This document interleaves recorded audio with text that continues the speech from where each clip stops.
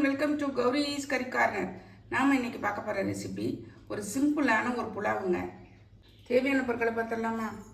ஒரு cup basmati rice எடுத்து நல்லா கழுவி ஒரு 10 நிமிஷம் ஊற வச்சு வச்சுருக்கேன். ஒரு மீடியம் சைஸ் வெங்காயத்தை பாதியாக நீல வாக்கில் கட் பண்ணி வச்சுருக்கேன். ஒரு சின்ன துண்டு இஞ்சி, 3 பச்சை மிளகாய், ஒரு 5-6 பல்லு பூண்டு, 5-6 சின்ன வெங்காயம், ஒரு சின்ன தக்காளி, ஒரு 2 டேபிள் ஸ்பூன் தயிர். இது கூட ஒரு கைப்பிடி அளவு புதினா, ஒரு கைப்பிடி அளவு கொத்தமல்லி தழை. அடுப்பில் ஒரு கடாய் போட்டு எண்ணெய் விட்டுருக்கேன். இதில் 5-6 சின்ன வெங்காயம், 5-6 பல் பூண்டு,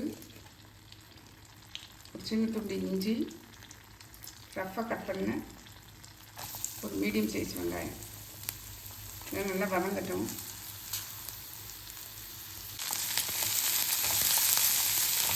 ரொம்ப வதங்கின அவசியம் இல்லை, ஓரளவு வதங்கினா போதும். இது கூட பச்சை மிளகாய் 3 லைட்டாக வதங்கினா போதும். ஏன்னா இந்த மசாலாவை திரும்பவும் வதக்கணும். இதில் ஒரு கைப்பிடி கொத்தமல்லி, புதினா இதையும் வதக்கிக்கணும். இப்போ அடுப்பை ஆஃப் பண்ணி ஆற விட்டு அரைச்சிடலாம். அடுப்பில் பேன் போட்டு எண்ணெய் விட்டுருக்கேன்.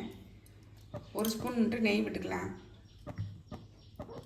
இதில் ஒரு பிரிஞ்சி இலை, 2 ஏலக்காய், 2 கிராம்பு, ஒரு பட்டை. இப்போ இந்த வதக்கி வச்சுருக்கிற இதோட ஒரு 4-5 பருப்பு, முந்திரி பருப்பு மட்டும் சேர்த்துக்கலாம். இதை நல்லா அரைச்சிட்டு இதோட சேர்த்துடலாம். அது நல்லா பொரிஞ்ச உடனே நம்ம அரைச்சிட்டு இந்த பேஸ்ட்டை சேர்த்துடலாம்.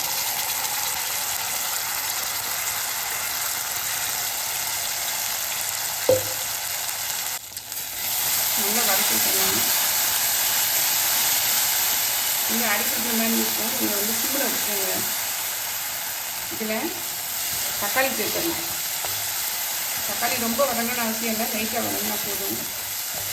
நம்ம இந்த ஸ்டேஜில் தயிர் 2 டேபிள் ஸ்பூன் சேர்த்துடலாம்.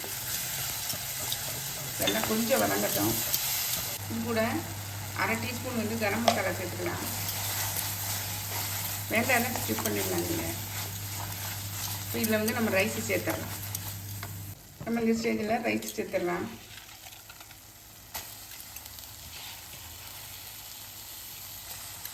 நான் 1 கப் எடுத்துருந்தேன். மெதுவாக இதை கிளறி விட்டுறலாம். மசாலாவோட மிக்ஸ் ஆகட்டும். நான் இந்த டம்ளர்கிட்ட 1 டம்ளர் எடுத்துருந்தேன் ரைஸ். இதில் மிக்ஸி ஜாரை கழுவி 1 டம்ளர் எடுத்துருக்கேன். இல்லை ஒரு 1/2 டம்ளர், மொத்தத்துக்கு 1.5 டம்ளர் எடுத்துருக்கேன். தேவையான உப்பு சேர்த்துடலாம். நல்லா மிக்ஸ் பண்ணி விட்டுட்டு அடுப்பை கொஞ்சம் தூண்டி விட்டுக்கோங்க. மீடியம் ஃப்ளேமில் வச்சுக்கோங்க. 2 விசில் வச்சு எடுத்துடலாம்.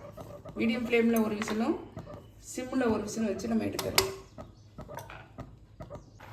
குக்கரை மூடிடலாம்.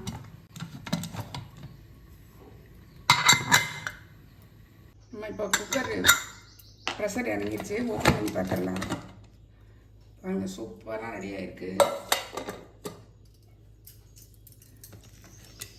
பாருங்கள், உதிராக எப்படி இருக்குது பாருங்கள்.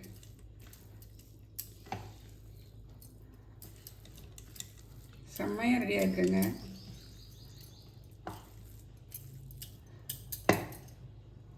நம்மளுடைய புலாவ் பாருங்கள், செம்ம டேஸ்டியாக சூப்பராக ரெடியாக இருக்குங்க. உதிராக அடிப்பிடிக்காமல் நல்லா வந்திருக்கு.